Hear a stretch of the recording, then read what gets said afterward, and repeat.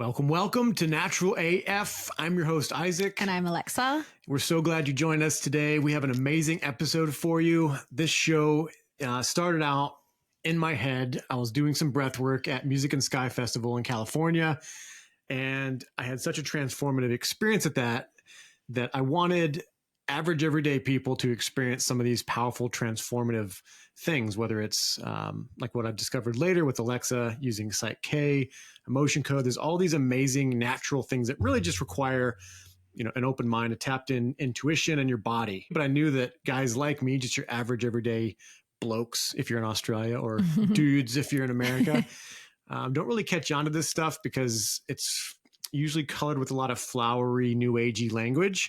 And so I wanted Natural AF to really highlight these things and make it accessible and keep true to my energy and my spirit. And now that Alexa's here, making everything even more efficient and beautiful and fun and all that, we're bringing you an amazing episode that is right on that sweet spot of a regular dude overcoming immense odds and his beautiful partner, Kada, right there with him. But Barney and Kada Miller are exemplary in the realm of just being super positive in the face of really dark times, being honest, not pushing away all the negative, but really feeling it and moving through it and just staying true to who they are. You hear Barney talk about these things. He's just a regular dude, 20 something years ago, he's just drinking beers with his mates, surfing, just hanging out and having no idea that he'd come up against what he's been through. And it's the story is staggering. It's incredible what he's been through. Yeah, I love this episode so much because it's so on point with what we're all about here at Natural AF. And I think this is going to be so inspiring to people because it really does. Barney's journey is such an example of the capacity that we truly have as human beings. And I think the stuff that we talk about on this show, like I do really feel like the time that we're in right now, we're really just scratching the surface.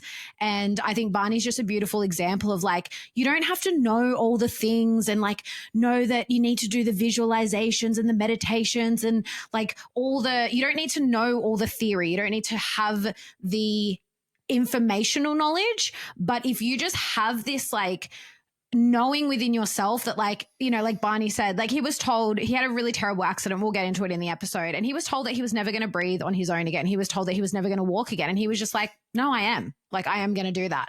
And he just had this sheer will and knowing that he would again. And he's achieved so much. And, and then obviously he's learned a lot along the way. And Kada's been such a beautiful support for him. And, and then we didn't speak about it a lot, but we did touch on it where Kada's so talented musically and how that's been a big part of their journey and her, going back to her music because, she dedicated so much of her life to Barney and what he was going through. And I just love them as a couple. I love their story. And yeah, I just love this episode so much. I think a lot of people are going to get there's so many golden nuggets in this episode. Yeah. And we mentioned it toward the end of the episode, but I want to highlight again the Harmonic Folk Festival that Kada has, teamed up with some other organizations to put together. That's coming up this November. It's Saturday, the 8th of November up on the sunny coast. We're going to be there. We're going to have a stall for natural art form. And I'm also going to have a stall doing mini human design readings. So it's going to be lots of fun. It's an awesome event. They're going to have music and dancing and workshops. And yeah, it's going to be a great day. So we'll put the link in the show notes to get tickets and we hope to see you there. So this podcast is sponsored by our business, Natural Art Form. We're not doing a monthly sale this month. I know a lot of brands are out there doing Halloween specials and this and that. And we just do things a little bit differently. We don't really vibe with all the commercial sales and everything. Yeah, we don't take every opportunity for what people call holidays. I actually noticed that a lot in America. Like they call Valentine's Day a holiday or like Halloween a holiday. Like it's not a holiday. Yeah. It's just a commercial load of crap. Yeah, we take holidays whenever we damn well please. Thank you very much. What we also do at Natural Art Form is we like to promote other people in our community that are also doing these amazing things. Our friends Mayoko that are doing the tallow, our friends Primal Kiwi. So we've got a list of affiliates that we want to get everyone plugged into. These are people that we really align with and we vibe with. They have a similar worldview, a similar love for freedom and truth and natural everything. So And a lot of previous guests. So we're affiliated with Remedy Collective. We've had Melissa Kupchon from Remedy. That's all things homeopathy. We have a discount code with them that actually a lot of people have gone and used. It's so amazing that homeopathy is really getting out there now. So that's just one of them. And that's why it's great. We've had these guests on. So if you're not sure about these companies or organizations, like go and listen to the episode and you'll really get a feel for everything that they're doing. We've had Nigel Dixon on from Primal Kiwi. We absolutely love his products. We've just put in another order. And then we're going to put in another order after that because we still haven't tried everything, but they're amazing, really beautiful animal-based products to support your health, your physical health. We're also affiliated with The Way Forward, Alex X podcast and community. If you're a member, you actually get 20% off our products if you're a Way Forward member. But then for anyone, if you go to the Way Forward website, you'll also get 10% off on their marketplace. So we're constantly looking at growing and expanding this network of aligned businesses. You can stay in contact with us via our newsletter and our mailing list. Sign up for that on our website, and that's where you'll get the up-to-date information on when we have a new aligned affiliate. And that's where you'll get where we'll be at the markets every month, all of our upcoming events. Upcoming products. I've got so many plates spinning in the air. I've got several products that are coming up that we're going to launch, or I'm going to reformulate certain things to make them even better. So yeah, there's a lot in the newsletter, guys. You don't want to miss it. So make sure to sign up for that on the website. And of course, as our listeners, you'll always get 10% off no matter how many times you order at Natural Art Form. Using the code NaturalAF10 at checkout, you get 10% off your entire order as many times as you want to order. So we'll always honor that for you. But yeah, we do implore that you go and check out our affiliates because they are amazing. And we really do want to build up this network of companies and organizations that are really looking at the world in a different way and looking at how we can create a better future. We're building a new economy. We're building a new freedom economy, or free economy, if I may, but we support what we love or it goes away. That's a mantra that I think is going to serve people. Support what you love or it goes away, because there's so much out there. There's so much competition, and there's so many companies doing cheap knockoffs, and Amazon and Temu and Shein and this and that, literally ripping people off, including like our former guest, Barbara O'Neill. Her book's on there for $15 because they photocopied it. So just be aware of that stuff. Stay plugged into the real, and we'll see you there. Enjoy the episode, guys.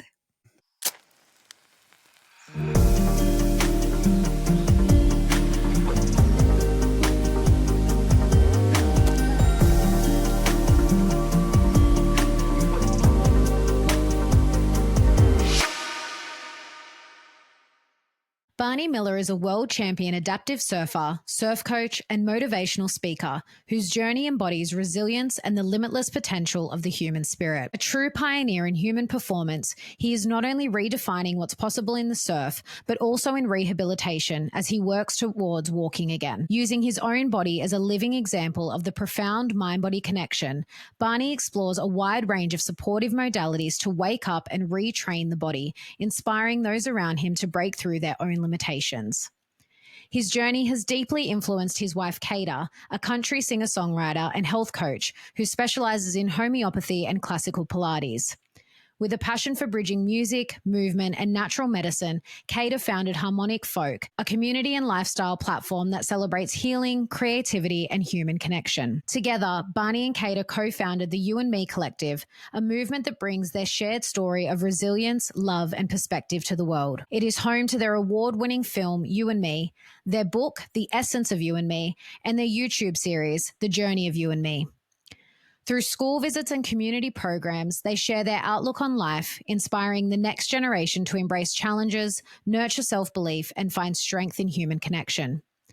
Their vision now expands with the launch of the Harmonic Folk Festival on November 8th on the Sunshine Coast, created in collaboration with Remedy Collective and Farmers Footprint Australia. This gathering blends wellness, music, regenerative living, and storytelling, a celebration of human potential and the power of community. Welcome to the show, Kada and Barney Miller. So good to meet you, Barney. And I want to hear all about the legendary surfing and all the tales. And I read somewhere that you can hold your breath for 3 minutes. So we'll talk about that later on. But yeah, it's good to see you guys. Thanks for having us. Thank you. Yeah, we're so stoked to be on the show. Yeah, so good to have you guys on finally.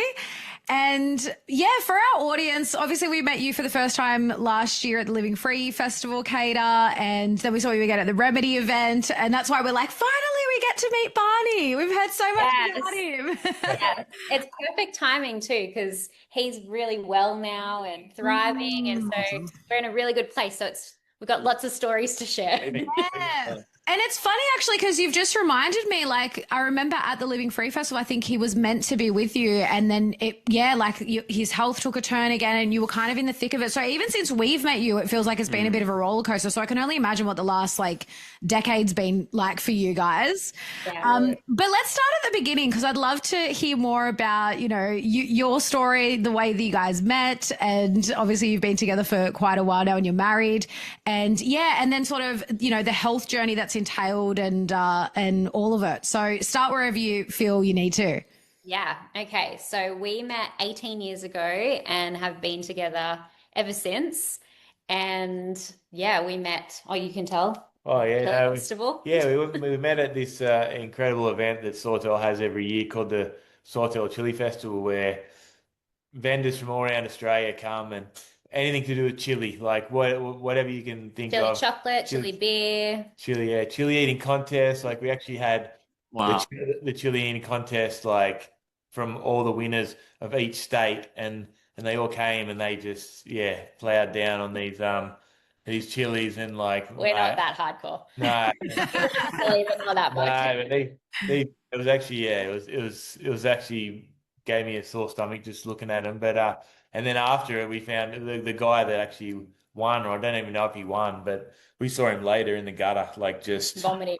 Vomiting, just like, and he said, in so much pain, just drinking milk and like trying to eat ice cream but no, so I don't know. But for us, it was it's where our love kicked off. Story began.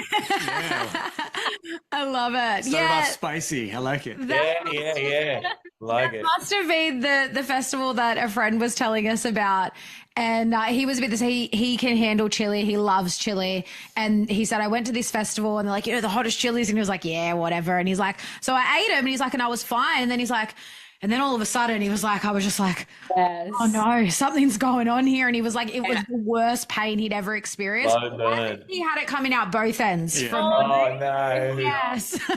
One actually a couple of years ago where it was literally a toothpick and we went like this and dotted it onto the cracker. And we were like, oh, no, it's not too bad. And they're like, just wait for it.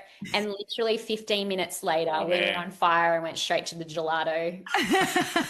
And we're like a toothpick drop on a cracker. And it was like, oh man. Sounds like an experience. Sounds like a military weapon or something. Exactly.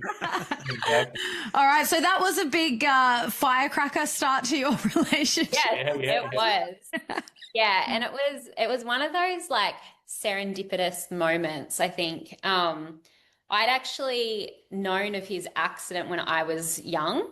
And so, there was this full circle moment of my family actually knew the family of the driver of the car accident. Oh, wow.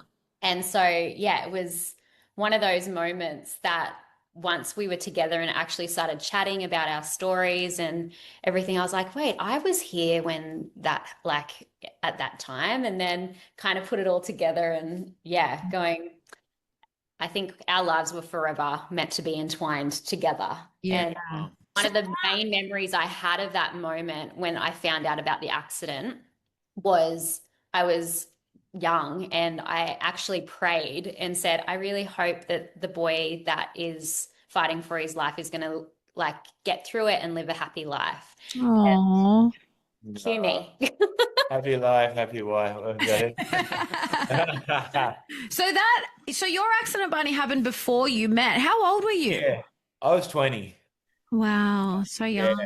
Yeah. So I was a whitewater rafting river guide, and we were on our way up to the river just for a day of pouring down rain, which is, we get really excited when it rains because there's obviously going to be extra water. And the guy just driving was just being stupid, and and then ended up with me getting trapped in a car and he get thrown out, and just that put my life on hold.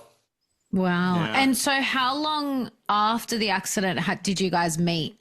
8 years. Oh, Oh, okay. wow. Right. And Yeah, so he was like right in the thick of it, really. I think, Mm. I mean, for you, I'm probably speaking for you right now, but we've spoken about it a lot. But like Barney being 20 when he had his accident, it kind of, he still continued to act like a 20-year-old. And so For all 10 years. for 10 years. Yeah, it was like that's the way they kind of coped with it, was that it was like everyone still partied, everyone. And I think for you, more than anything, it was like you wanted to prove that you were still the same person. So Mm. in some ways went above and beyond. So yeah, when we met, it was um like I'd come from a really small country town and that had a lot of trauma. And I had lost friends to suicide. I had lost friends to drink driving accidents. It was kind of a really cyclonic kind of time throughout those years. And so when we met, it was like we were both at that point of going, like, I don't think we can keep going down this path that we're going. And we both wanted something more, but didn't know how. And I think it was our meeting that kind of gave us the strength and the courage to go, what is it that we really want out of life? What is it? What don't we want? And from that moment, we made a choice that we were going to live the best life possible. And yeah. Yeah. Wow. Well, Amazing. that's the power of intention, because it definitely looks like that's what's happening. You know, Yeah, amazing life, Yeah. overcoming things, and I was going to ask, were you singing and performing by the time you met Barney? So I've sang and performed my whole life, except for the moment, like that time when I met Barney. Yeah. So in that time, I was just in a really dark cloud, basically, just from so much loss, living in a town where, well, not even just the town, just in a time, I guess, where you don't talk about your feelings. Everyone kind of just drinks away their problems, gets on with it. And for me, I'm such a feeling person that for me, that wasn't enough. And yeah, so I probably should have turned to music in that time. It probably would have been a way more constructive use of my time.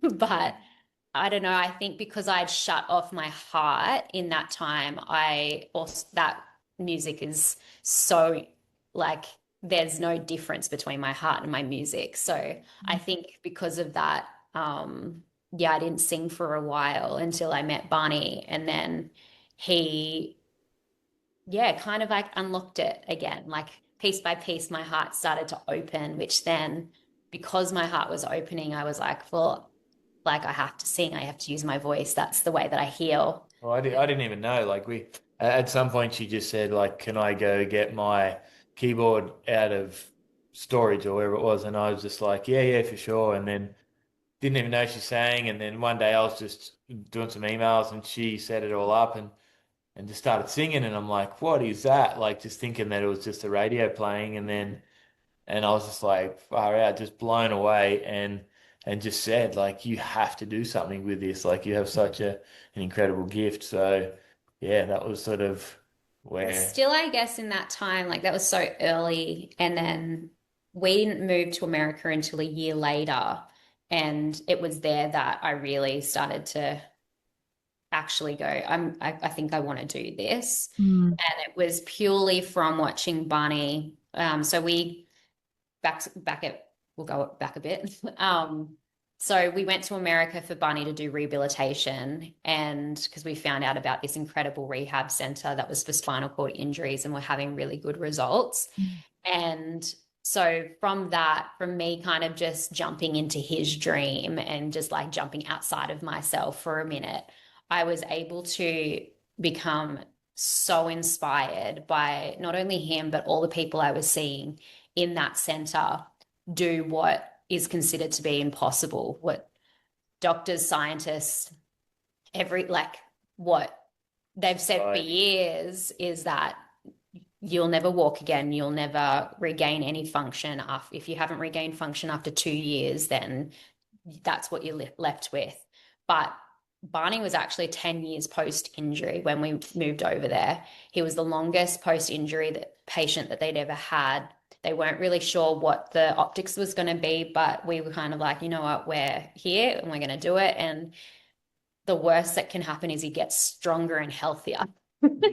So we kind of went in with that. But because of that, I was like, well, if they're all doing this, what is really considered to be really hard, like there's no reason why I shouldn't use my voice and I shouldn't try and pursue this myself. And so that was the beginning of it all. I started doing open mic nights. And where was this at in the States? In Carlsbad, California. So we drove through there when we were there. Oh, yes. Yeah. So we lived there like half and half for 10 years. And it was the best time ever.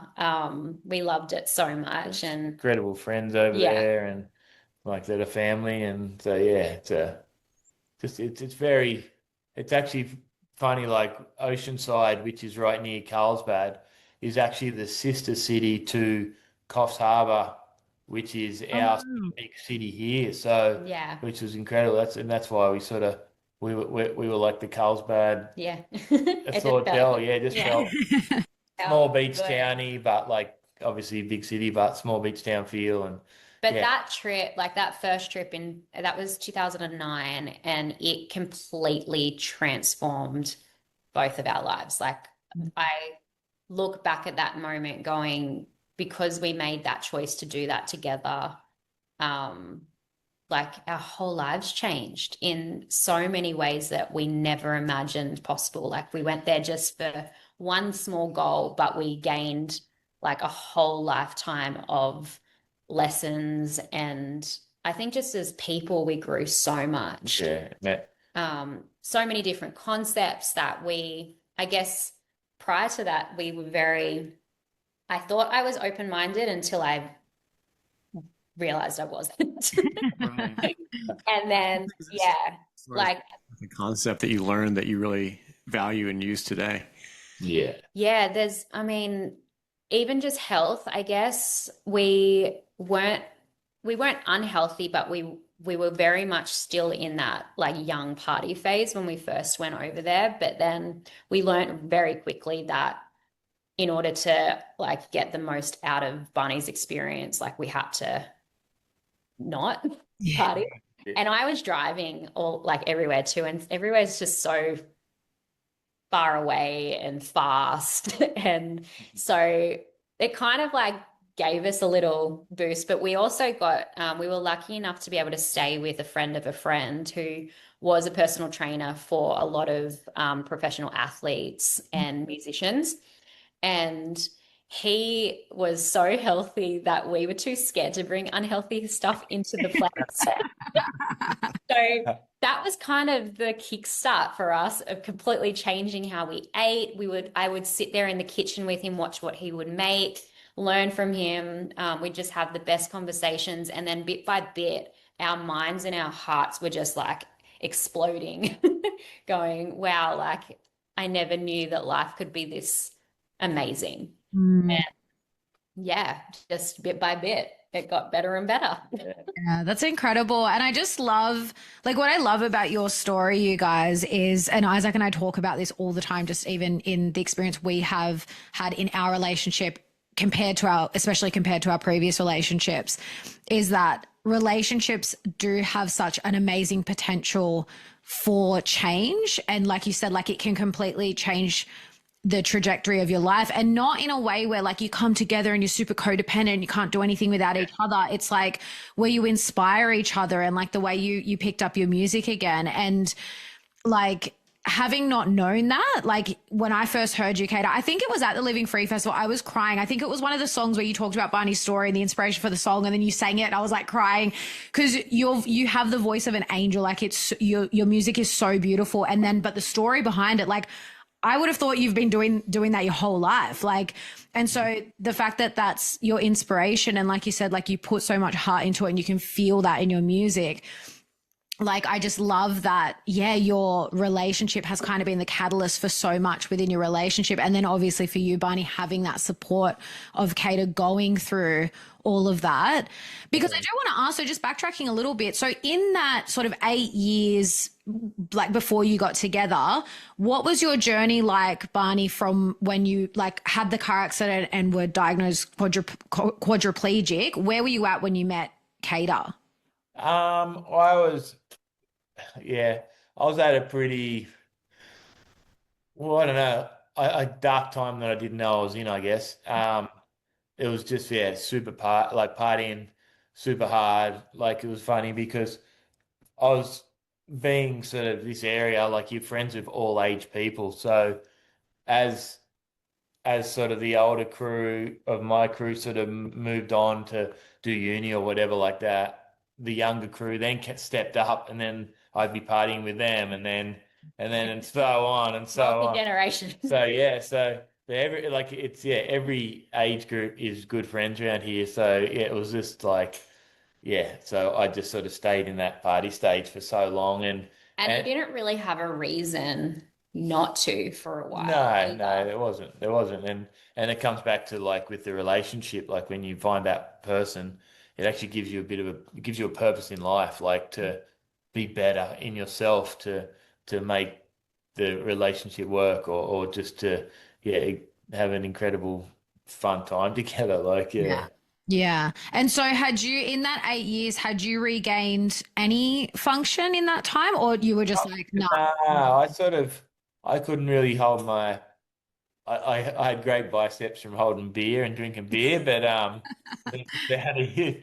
But no, like just Yeah, when we met, it's so crazy to look back at photos now, and even just to think of how we even got around, because he couldn't stand the way I would transfer him would be basically by his pants and like a wedgie across to like scoot him across. But you like if he lifted his hands up like above his waistline, he'd get really off balance. He had no movement in his legs at all. But I think the thing that really struck me when we first met was that his mind was so strong, so fit, like that the mental ability for him to be able to keep going. And I think it was more, he never really went through like a depression kind of stage, but I think it was more distraction. And then he was just caught in that loop for a really long time. And like I was working out, and you were still working out, but it was just the bare minimum. Yeah, just like what I could do, pretty much. Like never about his lower body. It was always just about like you'd do boxing training and weights and stuff. But we didn't know it. I didn't know any better. Like it was like I always had in my head that I was going to walk again, like and all that sort of stuff. So, but I just didn't know. There was always that missing link in the chain that I just was like, well, I just I'll never let go. I never will let go of that. That yeah, well, like I guess the thought and the knowing. And I think it's more than a goal, it's a knowing, like a deep knowing. And that was one of our first conversation we ever had was I asked him, is this forever? Like, what's the prognosis? And he was like, I don't know how, I don't know when, but I know that one day I will walk again. And I know that, like he goes, I just know it in like every part of my being.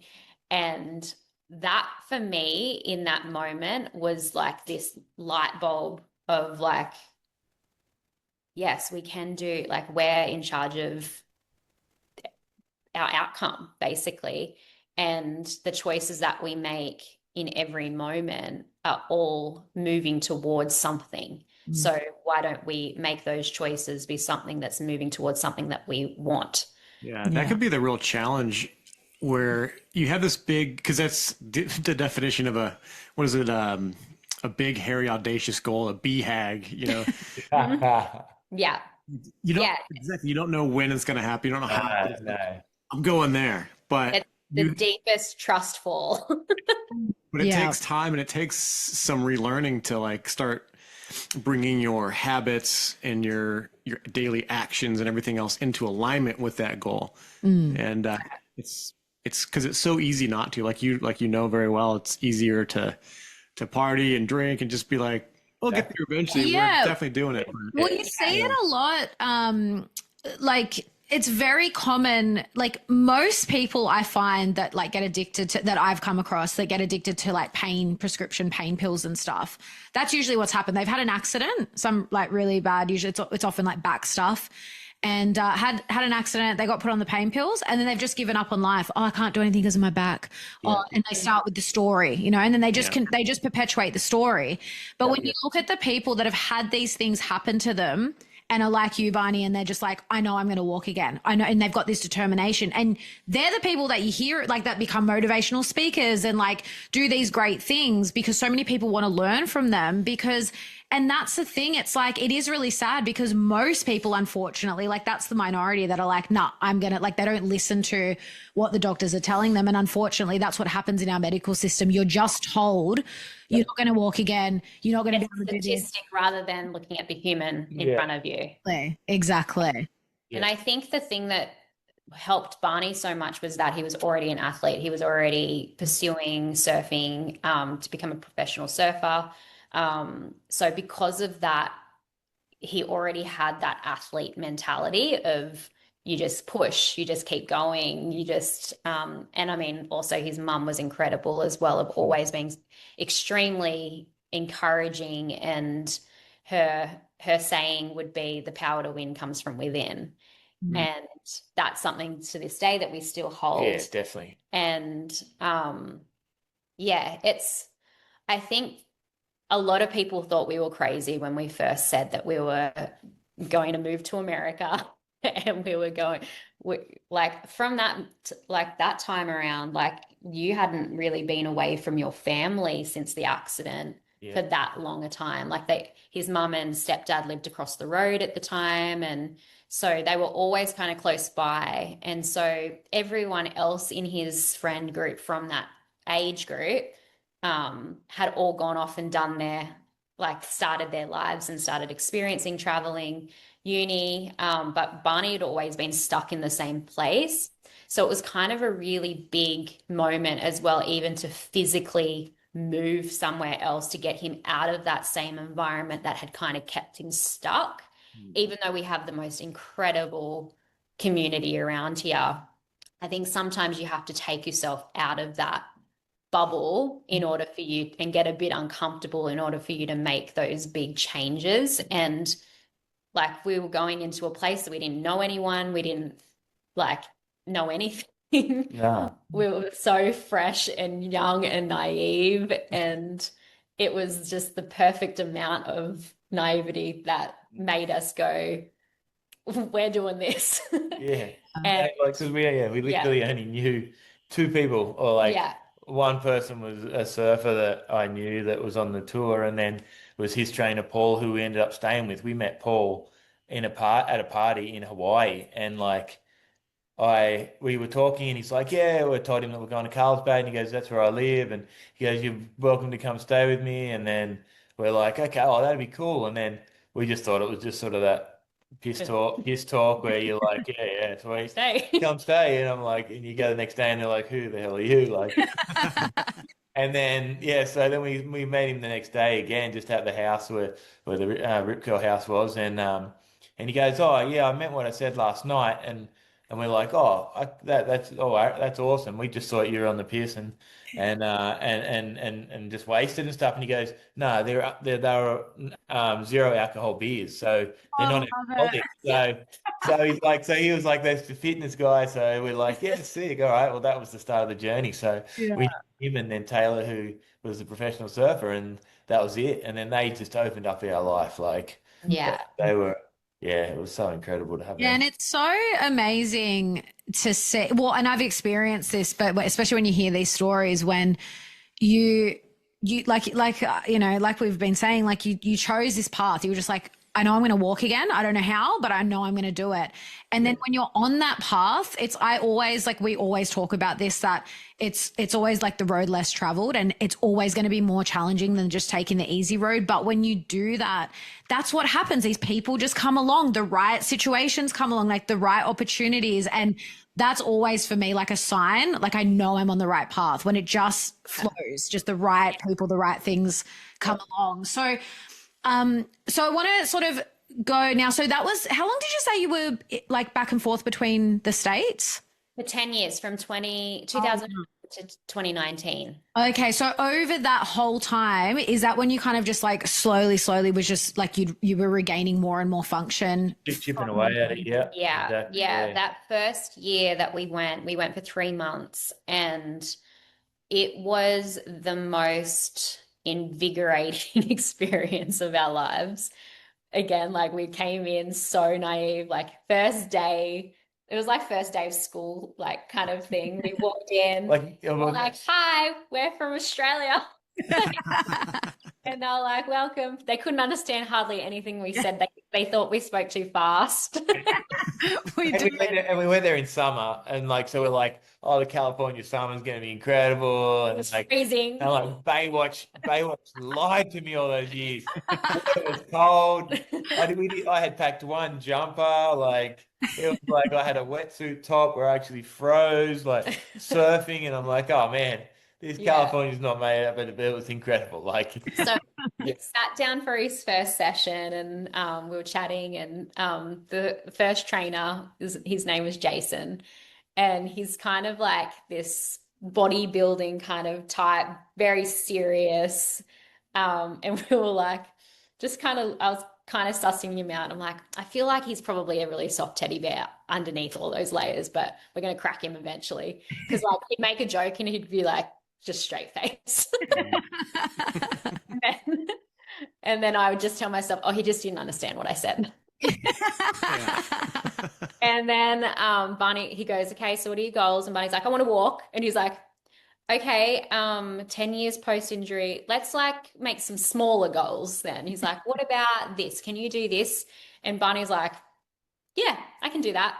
Had no idea if he actually could. He kind of just faked it till he made it, everything. But it was actually a really cool experience, because it was the first time he was put into a position, or his body was put into a position that it was challenged.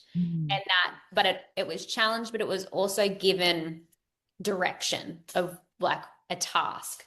So the exercise program was called Project Walk, and it was a kinesiology based exercise program. And so even for that, it was our first real experience of like mind body connection. And the whole point of it is that they will say, okay, we're going to focus on moving this leg, but they'll move it for him. But he's kind of starting to create those connections. They use a lot of mirror work and then a lot of mental work alongside the physical. And so within that 2 weeks, I think, he was able to bridge for the first time, which blew our minds, because we were kind of just like, yeah, he can do it. I have no idea.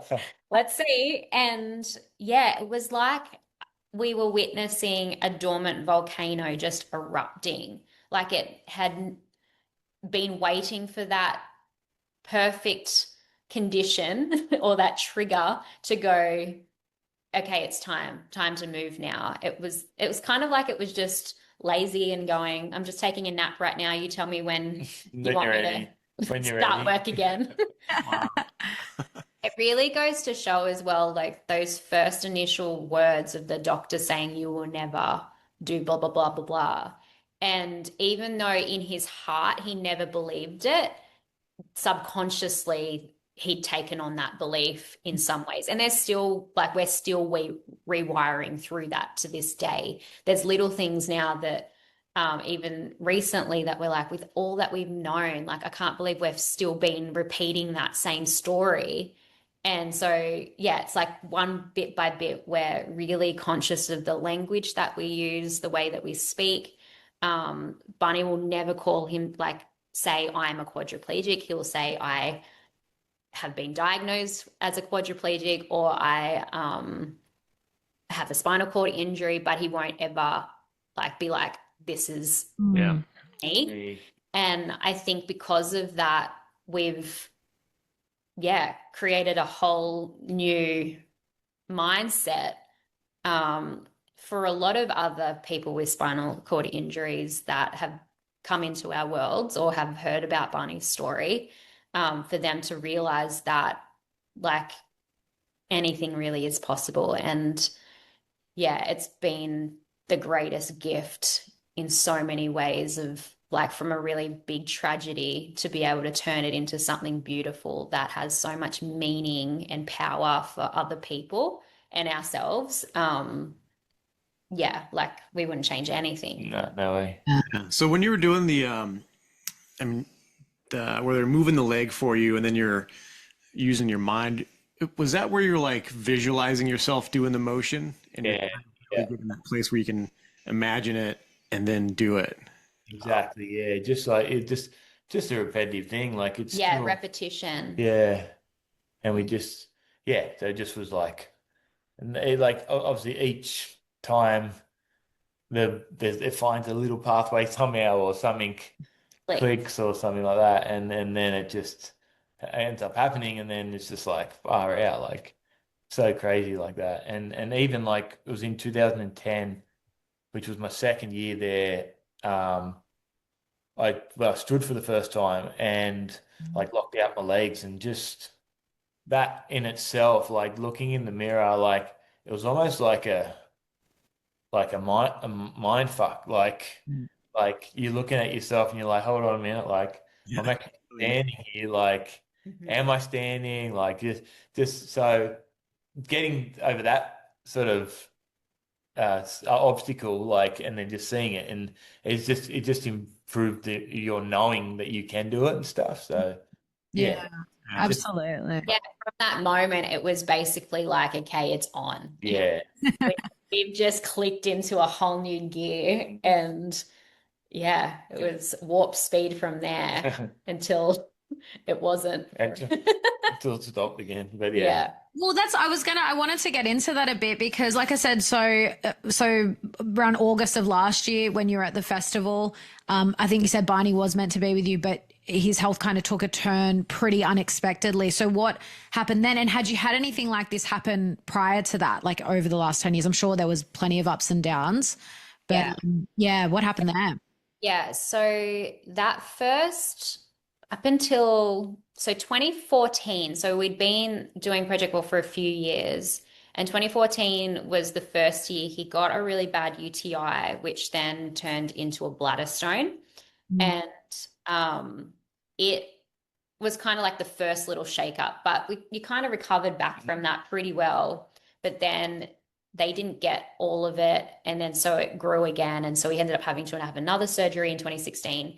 And after that surgery, in the stent removal, he actually had the ureter was stretched the wrong way and twisted and stuff, so caused a lot of scar tissue damage, which then between my kidney and bladder, which then led to the next few years of his. We didn't know that had happened, but he'd felt pain the whole time. And he had, his kidney was just filling up and not draining properly for the next few years.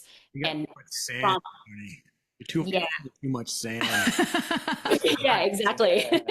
And so from that, it was just like little niggles here and there, and he'd just be in pain, but nothing crazy because he's got such a high pain threshold that he's not actually, we've decided now he's not a good gauge anymore. Like I now know the signs to look for because he can kind of push through the heaviest pain. So 2019 was when it first came to a head. He ended up with kidney failure in his right kidney.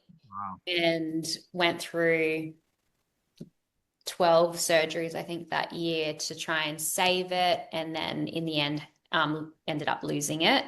Yeah. And then then we were like, okay, we're ready to start living again. And then 2020 hit, and like that was for us was a really nice time because the world was stopped. So we had no excuse to like get out and do stuff. So for us, we were like, okay, this is actually a really good time for us to just really recoup and regenerate, and which we did. And then we bought our van. So then 2021 we traveled. So because of that, and because he was feeling so good for that time, we didn't really go get extra scans or anything because it was going good. And then 2022, it was basically as soon as we got home. Or actually also in 2021, we lost Barney's mum as well. So there was a lot going on, but we kind of just did our trip around Australia. It was amazing. Came home, and then from there, basically from 2022 to the beginning of this year, it's been a really rocky time, but it's very much like again, another trust fall of going, there has to be a reason for this happening. We, like you haven't gone through everything that you have gone through in order for this to be it. Yeah. And so in that time, I started studying, went to doing homeopathy, nutrition, and basically just completely stripping back everything, going like, what else can we be doing? Yeah. And then ultimately it came down to we had to go down a really deep spiritual path of unlocking all the trauma that had been sitting dormant for our whole lives. So it came to a head when like I'd get little flare-ups like just in my body, and then it would go away, and I'm like, oh, okay, cool, all right, sweet, I'll keep living. That's how we keep living. Then we make plans, and then I have a flare up, and we have to cancel those plans. So for that time, like from 2022 to like October last year, it was hard to make plans. It was, just life just sort of started slowly getting just like degenerating and start and then it just came to a point where we were away, and I couldn't, I was in so much pain which I'd push through that I couldn't get up, I couldn't sit up, I'd go lightheaded, I'd pass out, like just got to that point, and then we went to fly out to go to Europe last year. The trip that we did this year, we were meant to do last year. Yeah. Okay. We got to the airport. Yeah, got to the airport. Checked in. Yeah, bags had already been checked in. We were just hanging out. It was an hour before, and I looked at him and I was like, we're not getting on that plane. And he's like, no, I'm going to be fine. I'm going to be fine. I'm like, no, absolutely not. We're not doing this. Yeah. And the moment that I cancelled it, like he started to burn up from there. And so we drove home the next day, and I kind of just gave him, I knew that we weren't making that trip at all, but I kind of let him feel like we may still make the trip down along the line, because my sister and her partner were going on the same trip. It was for her 30th birthday. And we were like, I was like, no, we might meet them. We might meet them. Don't think we're going to meet them. And he went into a deep healing portal from that moment. And it was, I think because he is so optimistic and so positive, you forget that sometimes that can be a little bit of bypassing. And Definitely. yeah, and so it's like a lot of emotional suppression that I think that was just his coping mechanism, really, and for him to be able to get through life, basically. And then, because of that, we, went very, very deep. And I've never seen you so low, but it was also this necessary low. And from that was when we started him on the homeopathic treatments. And so that helped to assist bring a lot out. And it was rocky, and powerful and Yeah. sacred. Yeah. And then Yeah. came out of it strong-minded again. And Yeah. but still, like, there was still, like, I was more strong-minded, but still fighting that underlying health something that was going on. But it was kind of weird because it was like I was fine, like it was all good. Like I was, yeah, mentally it was epic. Like I just pushed through whatever, and then And really, like, apart from that one moment at the airport, you hadn't actually been sick. Like, he no, wasn't ever like sick. It was just more pain. And then, and then we kind of put things down. Like, his chair was really uncomfortable, was changing things out with that. And so, anyway, we went on family holiday to the Gold Coast. And then all of a sudden, he had this lump, like, in his pubic area, like just above, like underneath the bladder. And I was like, that doesn't look good. And he was like, we're here for a family holiday and just want to get through this. We got through it, came home, and then I touched it. It was really hot and like scalded my hand. Wow. Wow. Went to sleep. The next morning, it had like a little hole had popped. And then all of this, it was basically like a cyst had burst and it was coming out. So I was like, okay, well, that's good. Like, we're getting it out. And then urine started coming out of it. Oh, no. Wow. So we were like, that is 100% not good. Yes. So, it's funny because as soon as all that infection left, I was like, I feel I great. actually feel really good. And then it's like that happens, and I'm like, oh shit, okay, so I'm feeling good, but that's not good structurally. Like, Yeah. So his urologist is an hour and a half south of us. So I basically had to like tape him right up, yeah, get him in the car, get him down there. And my torso looked like a footballer's head. Like it was like, I had to tape myself back together, and then yeah, and so we got down to Port Macquarie and he got put in. They did scans and then they said, have you been feeling any pain lately? Oh, no. He's like, yes. And she goes, well, I'm gonna say it's really impressive, like what's happened anyway. It was a bladder stone the size of his entire bladder. What? And it was, so he'd had an infection that caused the stone, which then the stone caused the infection. So it was kind of a bit of a cycle, which is why he'd come through like up and down. So long story short, they had to remove that, but because of it coming breaching through the skin, they had to do a full bladder reconstruction, then had to patch that up and reroute the urine straight out of the kidney. And yeah, so that basically took 6 months of like work for him to get back to good. And then spent 6 months in a hospital bed downstairs at our house. And again, it was a very, like, it sounds crazy, but it was actually a really enjoyable experience of just having an excuse to just stop and go, what do we want? How do we want to live our life? Like, we never want to be in this position ever again. What can we do?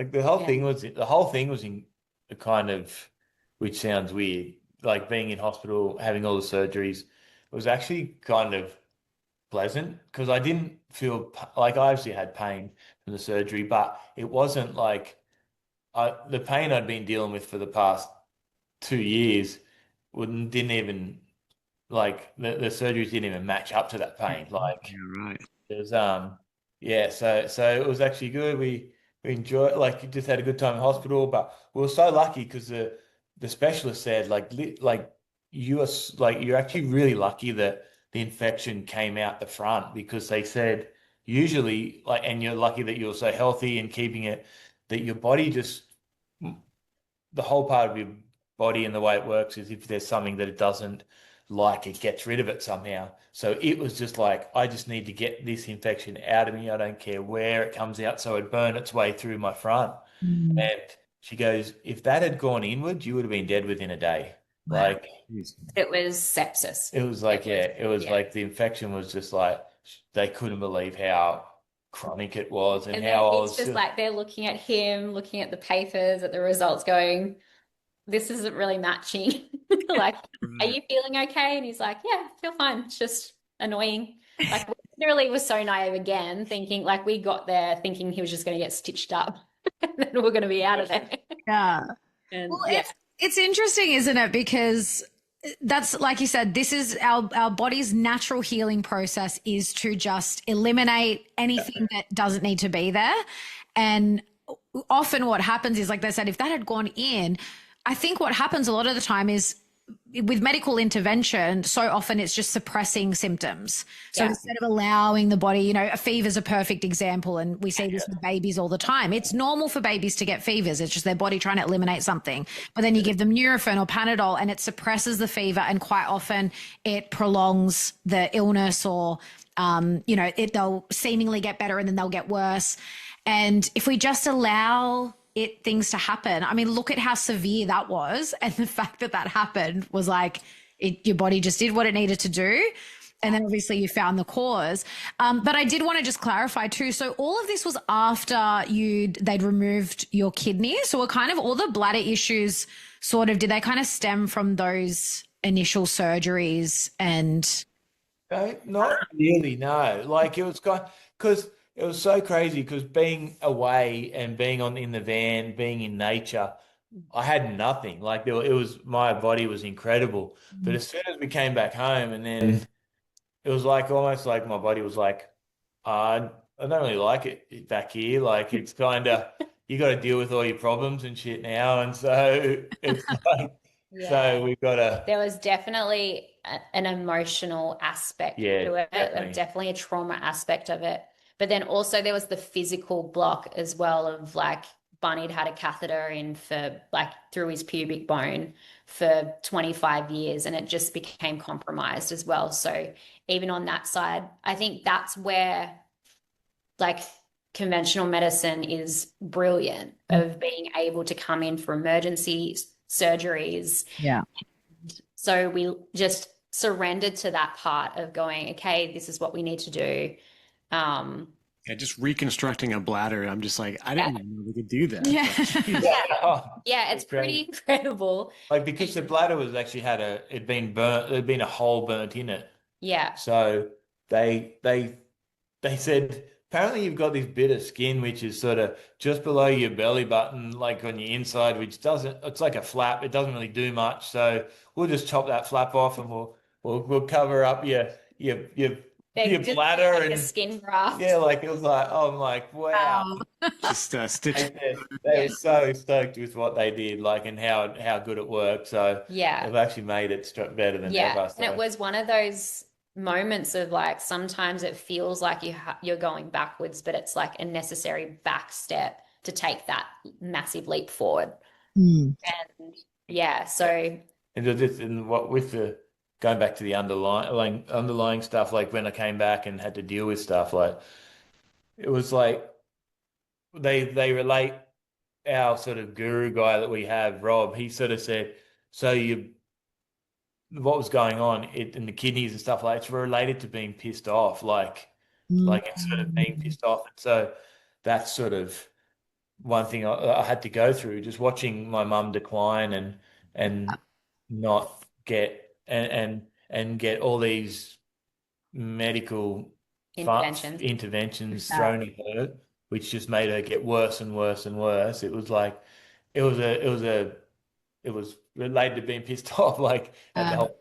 Yeah, it makes so much sense. Was that during COVID when she was in the hospital, or was that before? No, so she got sick before. She had what they call dementia. Right. Yeah. What we call a spiritual decline. Yeah.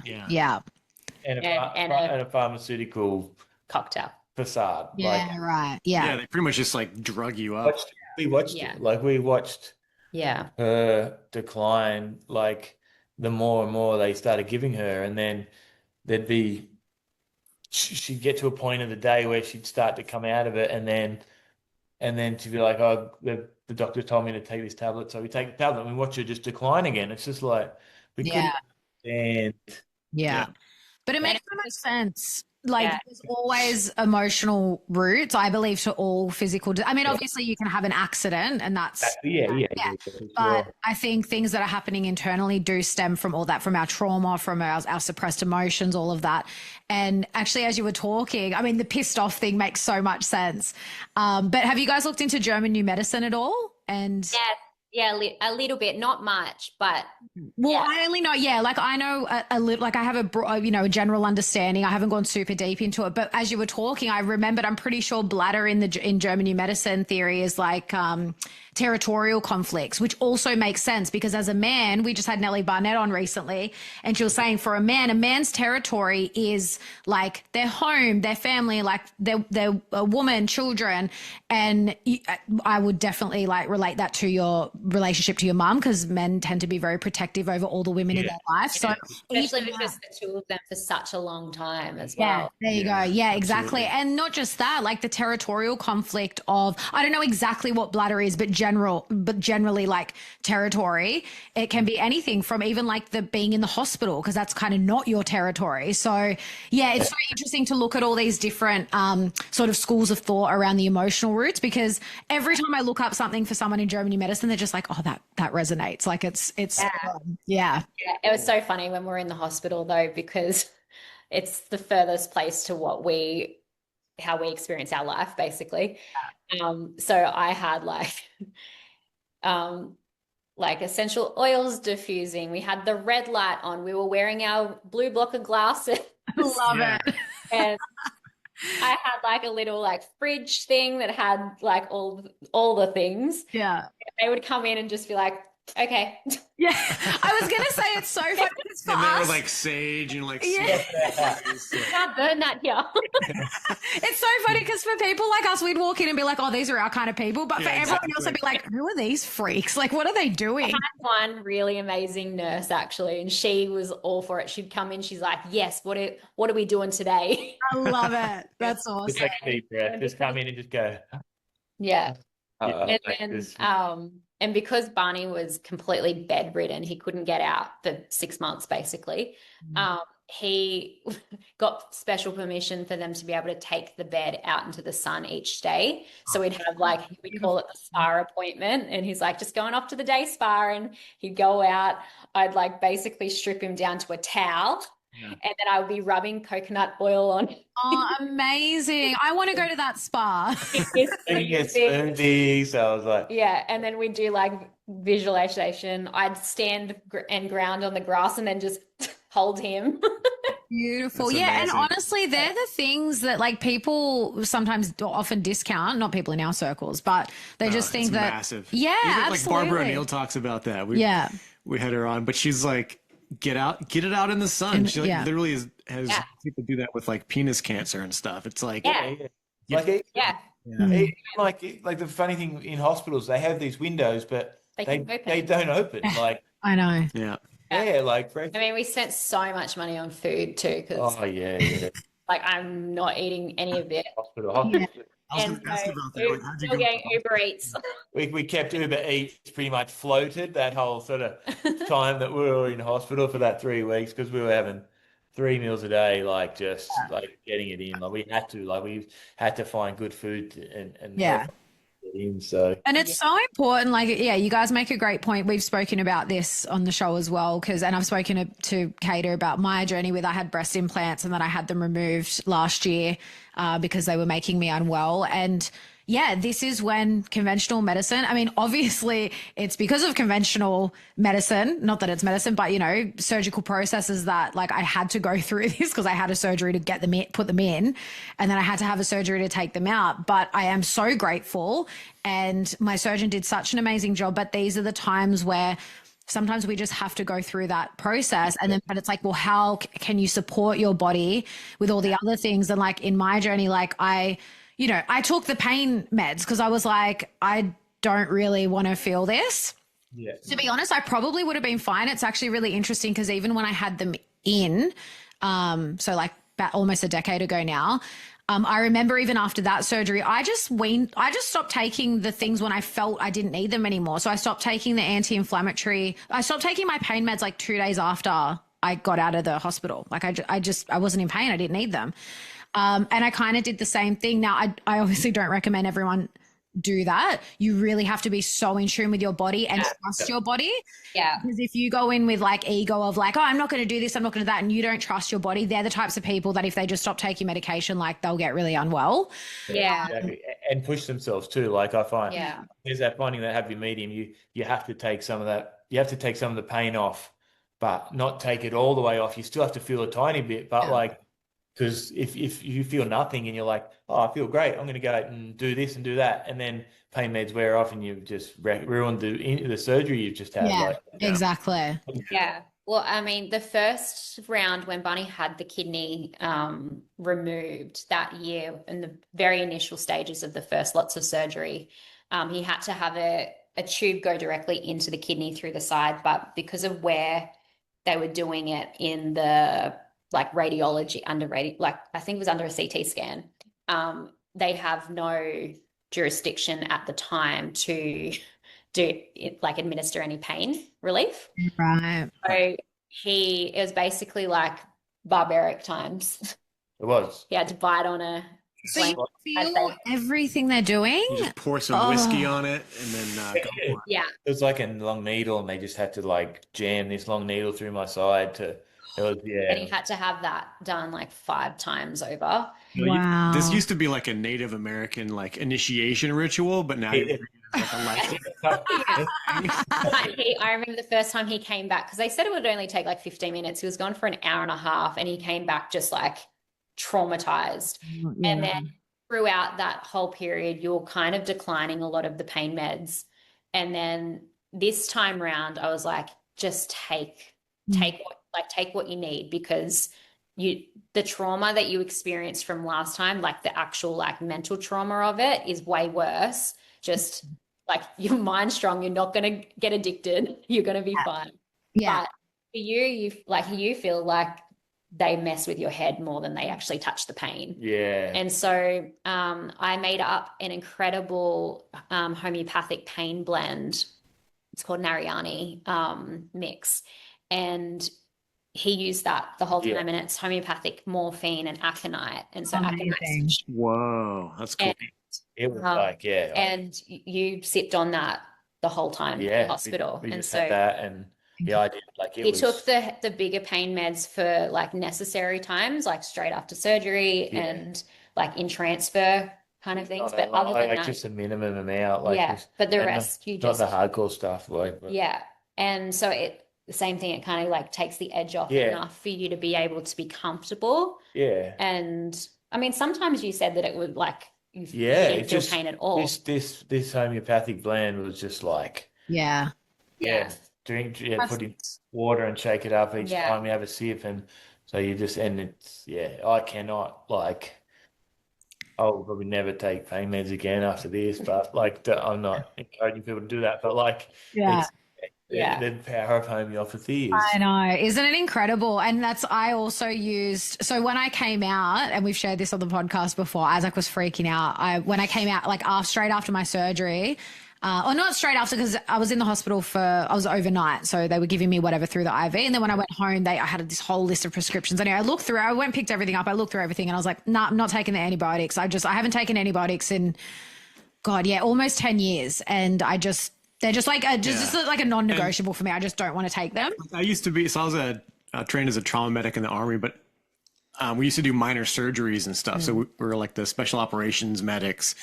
Yeah. And, so I've been in surgeries. I've done that. I know how dirty it can be. Like we literally would do that out in the field. And I'm thinking, you're not taking antibiotics. Like you're going to get he was like, an infection in there. Like they're wearing paper masks in the surgery. We all know those don't do shit. Like they particles threw it into you. Like he was really freaking out. Antibiotics. And I was like, no, I just know. I was like, I'm fine. And I took arnica and calendula. And they help prevent infection. And I was like, no, I'm just going to take and again, like we've been using homeopathy like pretty much all my life. So I know that they work. I trust them. and I was completely fine. And we were also, that's what I mean. I was taking the pain meds and I was taking some sort of, was it the anti-inflammatory meds? It was a blend of pain and anti-inflammatory meds, which again, I just kind of weaned myself off as I could feel I didn't need them. And we were just using a bunch of natural stuff. I was using colloidal silver on the wounds and manuka honey and all these things. And it was such an empowering experience for me because it was such, and like, that's what I can totally relate to that, Barney, where it's like for me, I felt a little bit, I just felt conflicted because I really didn't want to have another surgery. But as you know, sometimes you're in these situations where you just like, you just have to do it. Like there's really no other way. And then also so for me, I actually lost sensation in like my nipples, which is a risk that you run even with my first surgery, because I had a breast lift with implants. So they repositioned the nipple in that surgery. So even that was a risk that could have happened, but I didn't. And I always had feeling, but coming out of this surgery, I had no feeling.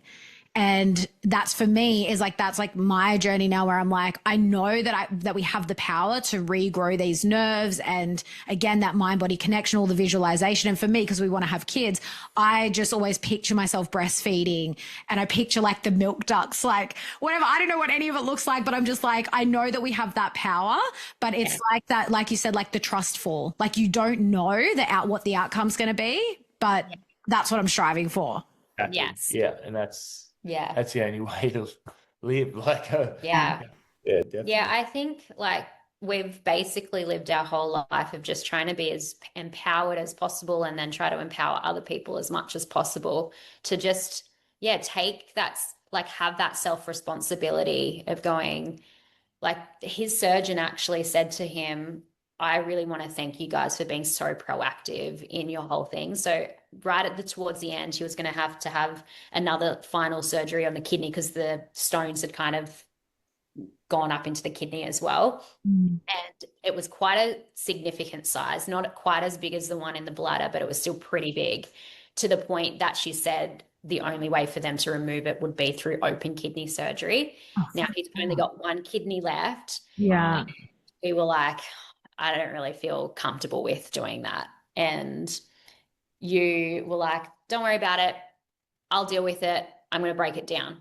And she was like, you do whatever you feel you want to do. You've got until this date, see what happens. Anyway, we came home, we put him on a really big protocol of homeopathy and then also a herb called Chunka Piedra. And it broke down the stone, and high dose vitamin C, which I wouldn't recommend for anyone that has kidney stones because it depends what type of stone you have. For Barney, he had a struvite stone, which was basically one that's caused from an infection, which is magnesium phosphate ammonium. And a lot of the common ones that people get is a calcium one. So high doses of vitamin C can be a bit tricky sometimes and can add to it. So in his case, it really worked, and we were able to break it down enough for her to go, I'm going to prolong it for another 6 weeks. It's not you're not in any threat or anything. It's just, if anything, it might be a bit uncomfortable, but for you were fine. Yeah. And so then we spent the next 6 weeks like really honing in on it. And he was able to, they just did 2 little surgeries just to flush out and just really make sure that everything was clear, so then he could really start this next journey fresh. And he has been better than ever. It's incredible. So that last surgery was February. Feb this year. What was that herb again? Chunka Piedra. It actually translates to stonebreaker, and it's the herb from the Amazon. Yeah, so for anybody that's dealing with stones, check that out. Go look it up. Yeah, I think it's also good for gallbladder. Health as well, and kidney health. Yeah. Amazing. I know there's something out there for everything, and I love it when you like find these herbs. It's like, it translates to this. Like Isaac uses comfort. He uses comfort in our products, and it's like, it's called bone knit, and you use it on fractures and bones. And it's like, it's really not that difficult, but it's not so. And that's the thing too. Again, it just comes back to intention, where you're just like, I'm going to sort it out, and you did all the natural stuff, because Also, you do quite often see people, you go down the natural route and it doesn't work for them. And I think that's why we've got some friends going through some health challenges, and quite often there's a lot of desperation, a lot of fear, and not enough trust in their body and the things that they're taking and whatever. So they do these courses of natural treatment that don't necessarily work for them. So that's why I think, again, it's so important to highlight plus the intention. Doing the emotional work and the internal. Yeah, exactly. I think it really has to marry up all of those aspects, because you can do all of those things. And we were guilty of it for many years. We would do all of the natural things, but because we weren't doing necessarily the emotional cleansing as well, it kind of, you have to take a step back and look at how you got there in the first place. Yeah. Yeah. And drink your rewrite those stories. Is that something you've tried, Barney? What? Isaac's always making jokes about it. Oh, no. No, he did make a homeopathic remedy from his urine. Awesome. That's smart. But maybe that's the way I'll go about it, because I know all the benefits. I've looked into. I know it's great. That's essentially what the urine therapy is. It's, to me, it's more like a homeopathic thing. Yeah, it's like cures. Yeah. Well, same cures same. Yeah. But yeah. And I think with that, like, obviously some people, they want a quick fix. Like sometimes natural is just that little bit longer, and people think they don't have the time. Or they'll do it for a little bit and be like, it didn't work. Yeah, it didn't work. They could really be just on the cusp of it. Literally, it's like. But I think too, sometimes like we need to get back to being like connecting within ourselves. I think we've all lost that because we're so distracted with so many different things. We're so busy, so fast paced. And that's the thing I love about like having a homeopathic first aid kit, for instance, is that when you look through, you're like, this is my symptoms. You actually have to stop and think, okay, this is my symptoms, but how does this symptom differ from this symptom? Yeah. And say for a headache, for example, you're like, well, is it in the front of my head? Is it in the back? Is it like a pulsing? Is it a throb? Is it like a band? And that kind of helps you to differentiate between the remedies that you're going to be picking to really target it properly. And that's one of, like, it's so amazing. Like my nieces and nephews now use my kit, and it's so fun to see them actually like going, oh, like they're describing their symptoms to their mum. Whereas like I think back even as a child going, oh, I don't know, I feel sore somewhere. Yeah. And that's a good point to make, because it is like homeopathy really does make you, like, even just in the process of finding the remedy, you actually do have to stop and like check in with your body. And like you said, I think when we're raised in a world that doesn't teach you to do that, that's so foreign to some people, just even connecting to their body in that way. Yeah. And then because of that, like when you're using like homeopathy, for instance, you're working with the vital force, you're working with the body's own natural healing abilities versus taking something and suppressing it and prolonging it out. It's like you're going to pay that debt eventually. And I think that's what people don't understand, is that where it's basically like you're saying, I'll just deal with this pain another day. Yeah. But you will deal with it eventually. It's just in probably a different form. Yeah. And yeah, so the more that we can come back and connect within and really get into that habit, I feel like that's power right there. Yeah, absolutely. And I actually want to ask you, like, in terms of because we've, you're remedy trained, and we've had Melissa on, and, we've talked about how some of the remedies sometimes can bring about emotional release and things like that. So have you found that on, with your journey, that using the homeopathic remedies has also helped with the emotional healing? Massively. Yeah. Like I think more than anything, that's been one of the biggest catalysts to healing for both of us. We've gone down a really big journey of it. I remember I took a remedy called Ignatia, and I kind of just like took it. I was like, I'm just going to see what happens. Didn't think anything of it. And then I went to it was my little niece's birthday, and we were having a pamper day for her. And it was when The Little Mermaid just came out, like the live action. And I was like, so when are we all going to plan to go? And then my sister and my mum looked at each other and then looked at me and they're like, oh, we went last night. And I just burst into tears and then cracked it. And I was like, what do you mean? Like, that was our movie. That was the first movie you ever took me to. And I went into this big, like, emotional release. And they all just stopped and looked at me because I don't act like that around them ever. And they were like, what is going on with you? And I was like, nah, I'm just off it. I'm leaving. Yeah. Crazy. And then I was thinking about it later and I was like, why was I like, what was that? Like, it was like all of these emotions just came to the surface of like anytime I felt like I was like left out as a child.